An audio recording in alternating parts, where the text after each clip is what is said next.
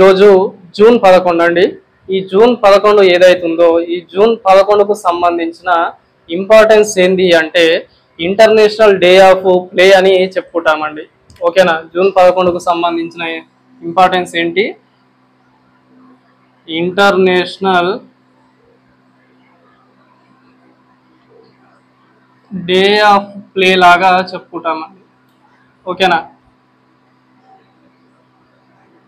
మరి ఈ international day of play అంటే ఏంటి అంటే అంతర్జాతీయ ఆటల దినోత్సవం లాగా ఈ జూన్ 11ను జరుపుకోవడం జరుగుతుందండి. ఓకేనా? మరి జూన్ 11నే ఎందుకు ఈ ఇంటర్నేషనల్ డే ఆఫ్ ప్లే లాగా సెలబ్రేట్ చేసుకుంటాము? ఓకేనా? మరి సెలబ్రేట్ చేసుకోవాల్సిన అవసరం మనకేముంది? వాటితో పాటు ఈ ఇంటర్నేషనల్ డే ఆఫ్ ప్లేకు సంబంధించిన హిస్టారికల్ బ్యాక్గ్రౌండ్ అండి, చారిత్రక నేపథ్యం ఏదైతుందో అదొకసారి చూడాలా. దానితో పాటు మరి మేజర్గా ఇక్కడ ఈ 2025కి సంబంధించిన ఈ అంతర్జాతీయ ఆటల దినోత్సవానికి సంబంధించిన థీమ్ ఏదైతుందో ఆ థీమును కూడా ఈ వీడియోలో చూద్దామండి. సో మరి ఇంటర్నేషనల్ డే ఆఫ్ ప్లే అని ఎందుకు మనము జూన్ 11వ తేదీన జరుపుకోవడం జరుగుతుంది అంటే ఇక్కడనే ఉందండి, international day of play. Play అంటే మనం ఆటలు అని చెప్పుకుంటామండి. ఓకేనా? మనకు స్పోర్ట్స్ కావచ్చు, గేమ్స్ కావచ్చు. ఓకేనా? ఈ ప్లే ఏవైతున్నాయో ఇవన్నీ కూడా వీటికి సంబంధించిన ఇంపార్టెన్స్, ప్రాముఖ్యత ఏదైతుందో అది ప్రజలలోకి తీసుకెళ్లడానికే, ప్రజలకు తెలిసే విధంగా చేయాలనే ఒక ఉద్దేశంతోనే ఇంటర్నేషనల్ డే ఆఫ్ ప్లే అనేది సెలబ్రేట్ చేస్తారండి. అది ప్రతి సంవత్సరం కూడా జూన్ 11వ తేదీన జరుపుకోవడం జరుగుతుంది. ఓకేనా? మరి ఎందుకు సార్ మరి ఈ జూన్ 11న ఇంటర్నేషనల్ డే ఆఫ్ ప్లే అని ఎందుకు అంటారు? మరి ఈ ఆటలకు, గేమ్స్ కి సంబంధించిన ఇంపార్టెన్స్ ఏముంది అని ఓసారి మీకు తెలిసి ఉండాలా. ఎవరైనా సరే ఆటలు, ఎస్పెషల్లీ మనకు చిల్డ్రన్స్ ఉంటారండి. ఈ చిల్డ్రన్స్ ఎవరైతున్నారో వాళ్లకు గ్రోత్ అండ్ డెవలప్మెంట్ కు సంబంధించి ఖచ్చితంగా ఫిజికల్ యాక్టివిటీ అనేది ఇంపార్టెంట్ అండి. ఓకేనా? ఫిజికల్ యాక్టివిటీ అంటే అవి గేమ్స్ అయినా కావచ్చు, స్పోర్ట్స్ అయినా కావచ్చు, అవి ఆడటం వల్ల వాళ్ళకు సంబంధించిన అభివృద్ధి అనేది తొందరగా అవ్వడం జరుగుతుంది. ఓకేనా? మరి ఎలాంటి అభివృద్ధి సార్ అంటే అది మానసిక అభివృద్ధి కావచ్చు, శారీరక అభివృద్ధి కావచ్చు. ఓకేనా? మెంటల్ అండ్ ఫిజికల్ డెవలప్మెంట్స్ ఏవైతే ఉన్నాయో అవన్నీ కూడా మనకు ఫాస్ట్గా అవ్వడం జరుగుతుంది. ఓకేనా? సో ఇంకా ఇక్కడ చూసుకున్నట్టయితే ఎక్కువగా గేమ్స్ ఆడే వాళ్ళైనా సరే మనకు ఈ రెగ్యులర్గా స్పోర్ట్స్, గేమ్స్ ఏవైతే ఉంటాయో అవి ఆడే వాళ్ళు ఫిజికల్ అండ్ మెంటల్గా స్ట్రాంగ్ ఉంటారండి. ఓకేనా? దానివల్ల మనకు పిల్లలకు వచ్చే లాభాలు ఏంటివి అంటే మేజర్గా ఇక్కడ వాళ్ళకు సంబంధించిన లీడర్షిప్ క్వాలిటీస్ అనేవి ఇంప్రూవ్ అవుతాయండి. ఓకేనా? మనకు ఈ లీడర్షిప్ క్వాలిటీస్ ఎట్లా ఇంప్రూవ్ అవుతాయి సార్ అంటే మేజర్గా గేమ్స్ ఆడే టైంలో వాళ్ళకి ఒక రకమైన పోటీ అనేది ఏర్పడుతుంది. ఆ పోటీ వల్ల ఒక టీమ్ లీడర్ వచ్చేసి ఒక టీంకు లీడర్షిప్ అనేది వహిస్తాడు. ఓకేనా? అట్లనే మనకు ఈ గేమ్స్ ఆడటం వల్ల లీడర్షిప్ క్వాలిటీస్ అనేవి పెరుగుతాయి. ఓకేనా? పిల్లలు చిన్న వయస్సులోనే గేమ్స్ ఆడటం వల్ల ఏమవుతుంది అంటే నాయకత్వ లక్షణాలు ఏవైతున్నాయో ఆ నాయకత్వ లక్షణాలు అనేవి పెరుగుతాయండి పిల్లలలో. వాటితో పాటు సత్సంబంధాలు ఎలా మెయింటైన్ చేయాలనేది కూడా పిల్లలకు తెలుస్తుందండి. ఓకేనా? సత్సంబంధాలు అంటే మనకు ఎవరితో ఎలా ఉండాలి, కలిసిమెలిసి ఎలా ఉండాలి, ఇవన్నీ ఆటలు ఆడటం వల్లనే తెలవడం జరుగుతుంది. వీటితో పాటు మేజర్గా మనకు ఇక్కడ వాళ్ళకు సంబంధించిన ఏకాగ్రత అనేది పెరుగుతుందండి. ఓకేనా? ఎవరైతే చిన్నపిల్లలు మనకు రెగ్యులర్గా ఆటలు ఆడుతారో ఆ ఆటలు ఆడటం వల్ల వాళ్ళకు కాన్సన్ట్రేషన్, లీడర్షిప్ స్కిల్స్, వాటితో పాటు రిలేషన్షిప్స్ అనేవి, బాండింగ్స్ అనేవి ఎలా ఉండాలి అనేది వాళ్ళకు తెలుస్తుందండి. ఓకేనా? మరి ఇంత ఇంపార్టెంట్ ఉన్న గేమ్స్ ఏవైతున్నాయో, ఓకేనా, ఇంత ఇంపార్టెంట్ ఉన్న ప్లేస్ ఏవైతున్నాయో అవి ప్రస్తుతం చూసుకుంటున్న జనరేషన్లో పిల్లలు ఆడటం లేదండి. ఓకేనా?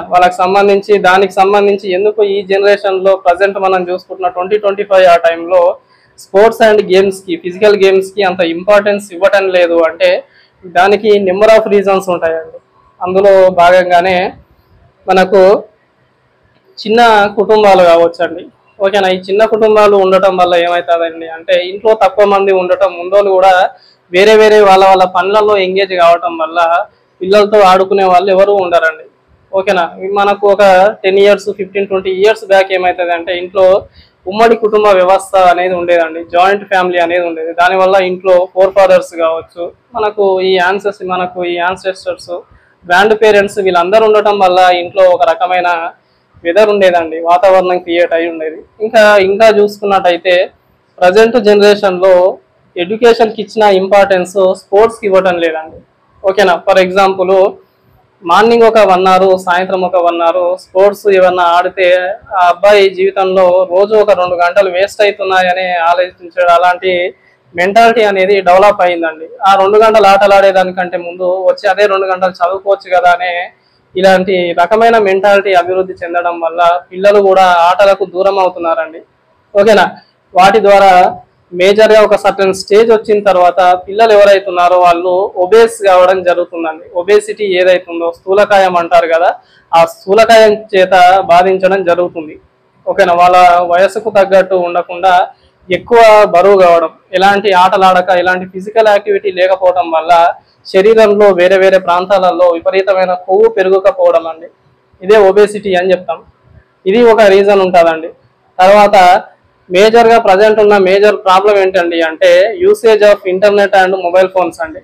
ఓకేనా, ఈ మొబైల్ ఫోన్స్ మనకు సంబంధించిన ఇంటర్నెట్ వాడకం ఎక్కువ కావటం వల్ల మనకు ఇప్పుడు చూస్తున్న కిడ్స్ ఎవరైతున్నారో కిడ్స్ మేజర్గా గ్రౌండ్లోకి వెళ్ళి ఆడలేకపోతున్నారండి. ఓకేనా, వాళ్ళకి ఏ ఆట అయితే కావాలనుకుంటున్నారో జస్ట్ సింపుల్గా మొబైల్లో డౌన్లోడ్ చేసుకొని దాన్ని మొబైల్లోనే ఆడటం. ఓకేనా, ఇలాంటి కారణాల వల్ల మనకు ఈ కిడ్స్ ఎవరైతే ఉన్నారో మేజర్గా వాళ్ళు ఇలాంటి ఆటలకి, స్పోర్ట్స్కి, గేమ్స్కి దూరం కావడం జరుగుతుందండి. ఓకేనా, ఇంకా రీసెంట్గా కొన్ని మనకు వీళ్ళు ఉంటారండి, కొన్ని ఆర్గనైజేషన్స్, ఇంటర్నేషనల్ ఆర్గనైజేషన్స్ ఏమని చెప్తారు అంటే వాళ్ళు నిర్వహించిన ఒక సర్వే ప్రకారము ప్రపంచంలో 70% మంది పేరెంట్స్ వాళ్ళ పిల్లల్ని ఆడుకోవడానికి అనుమతించట్లేదు అని చెప్తున్నాయండి కొన్ని నివేదికలు. మరికొన్ని నివేదికలు దీంట్లోనే మిగిలిన ఓన్లీ కేవలం 30% మంది పేరెంట్స్ మాత్రమే వాళ్ళ పిల్లలు ఆడుకోవడానికి పర్మిషన్స్ ఇస్తున్నారు, ఒప్పుకుంటున్నారు అనే కొన్ని నివేదికలు తెలుస్తున్నాయండి. ఇందుకోసమే మనకి ఇలా ఆడుకోకపోవడం, ఫిజికల్ యాక్టివిటీస్ పిల్లలకు లేకపోవడం ఏమవుతుంది అంటే ఆ జనరేషన్ ఏదైతుందో జనరేషన్ అంతా కూడా ఒబేస్ కావడం జరుగుతుందండి. ఓకేనా సార్, మరి ఒబేస్ అయితే దానికి పెద్దగా వచ్చిన నష్టాలు ఏం లేవు కదా అనుకుంటే చాలా నష్టాలు ఉంటాయండి. ఒక వ్యక్తి మంచిగా చదవాలి, నేర్చుకోవాలి అన్నా కూడా అతనికి స్పోర్ట్స్ అండ్ గేమ్స్ చాలా ఇంపార్టెంట్ అండి. ఎందుకంటే ఎవరైతే ఫిజికల్గా హెల్దీగా ఉంటారో వాళ్ళే ఎక్కువ నేర్చుకోవడానికి ఆస్కారం ఉంటుందండి. ఓకేనా, ఫిజికల్ అండ్ మెంటల్ హెల్త్ ఎవరైతే మంచిగా ఉంటుందో వాళ్ళు ఎక్కువ నేర్చుకోవడానికి ఆస్కారం ఉండడం జరుగుతుందండి. అందుకే ఇలాంటి ఆటలను మనకు సమాజంలో వీటి ప్రాముఖ్యత, వీటి వల్ల జరిగే లాభాలను తెలపడం కోసమే ఇక్కడ మనకి ఏం చేస్తారండి అంటే ప్రతి సంవత్సరం కూడా జూన్ 11వ తేదీ నాడు ప్రపంచ ఏమంటారండి మనకు ఆటల దినోత్సవం లాగా జరుపుకోవడం జరుగుతుందండి. మరి ఇదే వరల్డ్ ఇంటర్నేషనల్ డే ఆఫ్ ప్లేని మొట్టమొదటిసారిగా ఎక్కడ జరిపినరు వాటితో పాటు వన్సోసారి దీనికి సంబంధించిన చారిత్రక నేపథ్యం చూద్దామండి. ఓకేనా, ఇక్కడ వచ్చేస్తే మనకు మొదటగా ఇక్కడ ఏముంటుందండి అంటే యుఎన్ఓ అండి, మనకు యునైటెడ్ నేషన్స్ జనరల్ అసెంబ్లీ ఏదైతుందో ఆ జనరల్ అసెంబ్లీ 1989 అండి, 1989 సంవత్సరంలో ఏం చేస్తారండి అంటే మనకు మేజర్గా జూన్ 11ను ఏమని చెప్తారు అంటే మేజర్గా మనకి ఇక్కడ ఇది ఇంటర్నేషనల్ డే ఆఫ్ ప్లే లాగా జరుపుకోవాలి. ఇంకా ఈ ఆటల వల్ల జరిగే లాభాల వల్ల లాభాలు ప్రజలకు తెలియాలనే ఉద్దేశంతో ఒక రోజును ఇంటర్నేషనల్ డే ఆఫ్ ప్లే లాగా కేటాయించాలనే ఉద్దేశంతో యుఎన్ఓ మనకు యుఎన్ జనరల్ అసెంబ్లీ అంది. ఓకేనా, జనరల్ అసెంబ్లీ ఏదైతుందో 1989 సంవత్సరంలోనే ఆటలు ఆడటం అనేది మనకు ఈ చిల్డ్రన్స్కి సంబంధించిన ఫండమెంటల్ రైట్ లాగా చెప్తుందండి, కేటాయిస్తుంది. ఓకేనా, ఆటలు ఆడటం పిల్లల యొక్క ప్రాథమిక హక్కులాగా నిర్ణయిస్తుంది. ఏ సంవత్సరంలో అంటే 1989 అనే సంవత్సరంలో. కాకపోతే అప్పుడు పెద్దగా పట్టించుకోవడం జరగదండి. ఓకేనా, అలా జరగకపోవడం వల్ల నెక్స్ట్ ఏమవుతుందండి అంటే 2023లో మనకు ఇక్కడ ఒక 3 ఇంటర్నేషనల్ ఆర్గనైజేషన్స్ ఉంటాయండి. ఓకేనా, 3 ఇంటర్నేషనల్ ఆర్గనైజేషన్స్ ఉంటాయి. అందులో మొదటిది అంటే లెగో అని చెప్తారండి. ఇది మనకు లెగో ఫౌండేషన్ అని చెప్తారండి. మనకి ఇది బ్రెజిల్కి సంబంధించిన ఆర్గనైజేషన్. వాటితో పాటు యూనిసెఫ్ అండి. ఓకేనా, యూనిసెఫ్ తర్వాత వరల్డ్ ఎకనామిక్ ఫోరం, ఈ 3 ఆర్గనైజేషన్స్ ఏం చేస్తాయండి అంటే మనకు మేజర్గా కొన్ని ఎక్స్పెరిమెంట్స్ క్రియేట్ చేస్తారండి. కొన్ని ఎక్స్పెరిమెంట్స్ అనేవి ఇక్కడ ప్రపంచంలో ఉన్న ఒక 56 దేశాల మీద కొన్ని ఎక్స్పెరిమెంట్స్ అనేవి ఏం చేస్తారు అంటే ఇక్కడ మనకు మేజర్గా కొన్ని యాక్టివిటీస్ క్రియేట్ చేస్తారు ఎక్స్పెరిమెంట్స్. ఈ మరి 56 దేశాల మీద ఏం ఎక్స్పెరిమెంట్స్ చేస్తారు సార్ అంటే ఈ 56 దేశాలలో కనీసం ఒక 30 నుంచి 40 వేల చిల్డ్రన్స్ అండి, వీళ్ళ మీద కొన్ని ప్రయోగాలు చేస్తారు. ఏంటివి సార్ ఆ ప్రయోగాలు అంటే ఇదే చిన్నపిల్లలు కిడ్స్ ఎవరైతున్నారో వాళ్ళు ఆటలకు దూరం ఉంటున్నారా లేకపోతే రెగ్యులర్గా ఆటలు ఆడుతున్నారా అనే దాని మీద ఒక చిన్న ఎక్స్పెరిమెంట్ చేస్తారు. ఆ ఎక్స్పెరిమెంట్లో ఇది అండి, ఇక్కడ ఆ ఎక్స్పెరిమెంట్లో తేలింది ఏమని తెలుస్తుంది అంటే ఇది ఒక 70% మంది అసలు ఆటలే ఆడరు, మిగిలిన 30% మంది ఆటలు ఆడుతారు. అందులో కూడా ఈ 70% మందికి వాళ్ళకి సంబంధించిన తల్లిదండ్రులు ఆడనివ్వరు అని తెలుస్తుందండి. ఇట్లా తెలిసిన రిపోర్టును ఇమీడియట్గా వీళ్ళు ఏం చేస్తారు అండి అంటే యుఎన్ జనరల్ అసెంబ్లీ అండి, యునైటెడ్ నేషన్స్ జనరల్ అసెంబ్లీ, ఐక్యరాజ్య సమితికి సంబంధించిన జనరల్ అసెంబ్లీ ఏదైతుందో ఆ జనరల్ అసెంబ్లీకి మొత్తం కూడా ఈ నివేదిక సమర్పిస్తారండి. ఓకేనా, సమర్పించి మరి ప్రపంచంలో గేమ్స్ అండ్ స్పోర్ట్స్కి సంబంధించిన వ్యవస్థ అనేది ఇట్లుంది. మేజర్గా తల్లిదండ్రులే పిల్లల్ని ఎక్కువ శాతం పిల్లల్ని ఆడుకోవడానికి అనుమతి ఇవ్వటం లేదు. మేము దాని మీద కొన్ని ఎక్స్పెరిమెంట్స్ క్రియేట్ చేసినాము.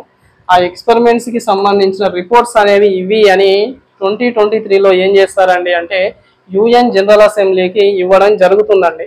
ఎవరిస్తారు అంటే వీళ్ళు మనకు ఈ లిగో ఫౌండేషన్ బ్రెజిల్కు సంబంధించింది, యూనిసెఫ్, వరల్డ్ ఎకనామిక్ ఫోరం అనే ఆర్గనైజేషన్స్ యుఎన్ జనరల్ అసెంబ్లీకి ఇవ్వడం జరుగుతుందండి.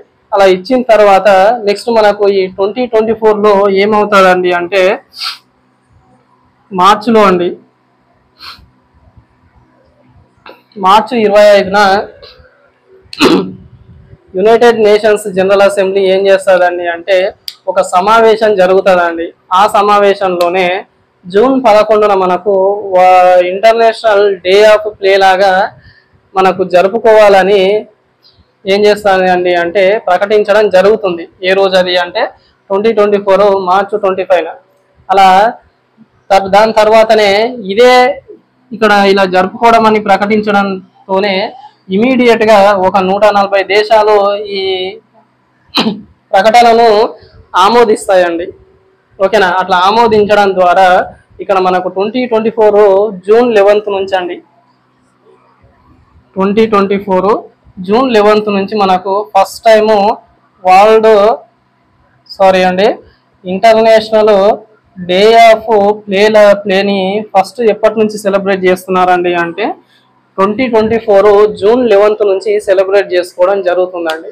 ఇది మనకు ఈ ఇంటర్నేషనల్ డే ఆఫ్ ప్లేకు సంబంధించిన కొంచెం చారిత్రక నేపథ్యం అండి. ఓకేనా, సో అప్పటి నుంచి మనము అంతర్జాతీయ ఆటల దినోత్సవాన్ని జరుపుకోవడం జరుగుతుందండి. సో దాని తర్వాత ఇప్పుడు 2025కి వచ్చినట్టు చూస్తే మనకు ఈ 2025లో కూడా ఈ దీనికి సంబంధించిన థీమ్ ఉంటుందండి. ఓకేనా, 2025కి సంబంధించిన ఇంటర్నేషనల్ డే ఆఫ్ ప్లేకు సంబంధించిన థీమ్ ఏంటి అంటే చూజ్ ప్లే అండ్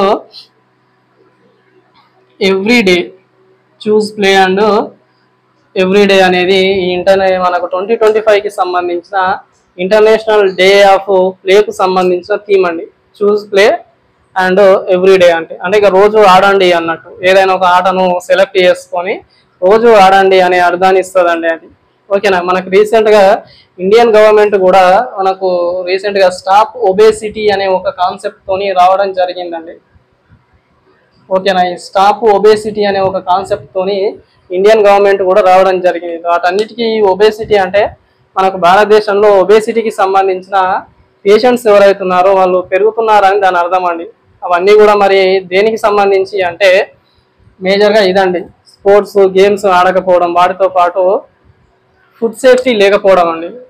ఓకేనా, మనం last time international day of food safety లాగా డిస్కస్ చేసినాం దాని గురించి. సో దానికి సంబంధించిన ఇన్ఫర్మేషన్ ఈరోజు న్యూస్ పేపర్లో వచ్చిందండి. ఏమని అంటే మన తెలంగాణలో ఎక్స్పెషల్లీ 3 నెలల నుంచి 7 సంవత్సరాల మధ్య ఉన్న పిల్లలు చాలా వరకు మాల్ న్యూట్రిషన్ తోని బాధపడుతున్నారండి. ఓకేనా, పోషకాహారంతో బాధపడడం జరుగుతుందంటండి. అది నియర్ ఒక 17% అని చెప్తున్నారు. ఓకేనా, అందులో ఎక్స్పెషల్లీ ఈ పోషకాహారం అండి, మాల్ న్యూట్రిషన్ ఏదైతుందో దానికి సంబంధించిన దాంతో సఫర్ అవుతున్నారని మనకు ఈరోజు న్యూస్ పేపర్లో ఇచ్చారండి. సో ఓకేనా, మనకు వీటికి సంబంధించిన ఇంపార్టెంట్ అంత ఉంటుందండి. ఓకేనా, వన్స్ ఒకసారి మనము ఈ ఇంటర్నేషనల్ డే ఆఫ్ ప్లే అంటే ఏంటి అంటే ప్రపంచంలో ఉన్న ఈ ఆటలకు సంబంధించిన ప్రాముఖ్యతను ప్రజలలో తెలియజేయడానికి, ఆటల వల్ల కలిగే లాభాలను తెలియజేయడానికి ఏర్పరిచిన ఒక రోజే మనకు ఇంటర్నేషనల్ డే ఆఫ్ ప్లే అని చెప్పేస్తామండి. ఓకేనా, అది ఎప్పుడు జరుపుతారు సార్ అంటే June 11 అని చెప్తామండి. మరి ఇంటర్నేషనల్ డే ఆఫ్ ప్లే అనేది మొట్టమొదటిసారిగా ఎప్పుడు జరిపారు అంటే మనకు 2024 June 11 జరపడం జరిగిందండి. ఓకేనా, దానికి సంబంధించిన వన్స్ ఒకసారి హిస్టరీ చూసినట్టయితే యుఎన్ఓ జనరల్ అసెంబ్లీకి సంబంధించిన 1989లో వీళ్ళు ఒక సమావేశం జరుగుతుందండి. ఆ సమావేశంలో ఏమనుకుంటారు అంటే ఈ ఆటలకు సంబంధించిన ప్రాముఖ్యత ఏదైతుందో ప్రజలలో తెలియాలనే ఒక ఉద్దేశంతో దానికి సంబంధించి ఒక రోజుని కేటాయించాలనే ఉద్దేశంతో వీళ్ళు ముందుకు రావడం జరుగుతుంది. తర్వాత కాలంలో ఇక్కడ 2023లో ఒక 3 international organizations, Lego foundation, UNICEF and world economic forum అనే ఈ 3 ఇంటర్నేషనల్ ఆర్గనైజేషన్స్ ఏం చేస్తాయండి అంటే ఒక 56 దేశాల మీద వీళ్ళు ముఖ్యంగా కొన్ని యాక్టివిటీస్ కండక్ట్ చేస్తారండి, ఎక్స్పెరిమెంట్స్ కండక్ట్ చేసి దానికి సంబంధించిన రిపోర్ట్స్ ఏవైతే ఉంటాయో అవన్నీ కూడా యుఎన్ఓకు సబ్మిట్ చేస్తారండి. అందులో ఏముంటుంది అంటే కేవలం 30% మంది ప్రపంచంలో ఆటలు ఆడుకోవడానికి ఇష్టపడుతున్నారు, మిగిలిన 70% మంది కూడా ఆటలు ఆడడానికి ఇష్టపడట్లేదు అని ఈ నివేదికలో ఉంటారండి. ఆ నివేదిక సమర్పించిన తర్వాత దీనికి సంబంధించి ఏదో ఒక సొల్యూషను మీరే కనిపెట్టాలనే ఉద్దేశంతో యుఎన్ జనరల్ అసెంబ్లీకి ఆ నివేదిక సమర్పించడం చేత దానికి సంబంధించిన నెక్స్ట్ ఇమీడియట్ మార్చ్ అయిపోయిన తర్వాత మనకు జూన్లో ఏమవుతుంది అంటే June 11 మనకి ఇంటర్నేషనల్ డే ఆఫ్ ప్లే లాగా యుఎన్ జనరల్ అసెంబ్లీ ప్రకటించడం జరుగుతుందండి. అలా ప్రకటించిన ఇమీడియట్ గానే ఇక్కడ ఏమవుతుంది అంటే కనీసం ఒక సుమారు 140 దేశాలు అనేవి ఇంటర్నేషనల్ డే ఆఫ్ ప్లేను అంగీకరించడం జరుగుతుందండి. సో అప్పటి నుంచి మనకు 2024 నుంచి కూడా ఈ ఇంటర్నేషనల్ డే ఆఫ్ ప్లే అనే ఒక రోజును జరుపుకోవడం జరుగుతుందండి. మరి అదే ఈ ఇంటర్నేషనల్ డే ఆఫ్ ప్లేకు సంబంధించిన 2025లో థీమ్ ఏంటండి అంటే చూస్ ప్లే అండ్ ఎవ్రీడే అనేది దీనికి సంబంధించిన థీమ్ అండి. ఓకేనా, సో ఇది మీకు ఇంటర్నేషనల్ డే ఆఫ్ ప్లేకు సంబంధించిన ఇన్ఫర్మేషన్ అండి. ఓకేనా, సో ఇక్కడ మనకు ప్రీవియస్గా కూడా ఫుడ్ సేఫ్టీకి సంబంధించిన ఇన్ఫర్మేషన్ మన తెలంగాణలో వచ్చేసి 3 నెలల నుంచి 7 సంవత్సరాల మధ్య ఉన్న ఈ శిశువులు ఎవరైతే ఉంటారో ఓకేనా మనకు వాళ్ళ మధ్య బాగా మాల్ న్యూట్రిషన్ అనే ఒక ప్రాబ్లం అనేది ఉంది అనేది కూడా రీసెంట్గా మనకు రిపోర్ట్స్లలో తెలుస్తుందండి. ఓకేనా, మన ఇండియన్ గవర్నమెంట్ కూడా వచ్చేసి ఇక్కడ ఒక స్టాప్ ఒబేసిటీ అనే ఒక రికమెండేషన్తో కూడా రావడం జరుగుతుంది. ఓకేనా,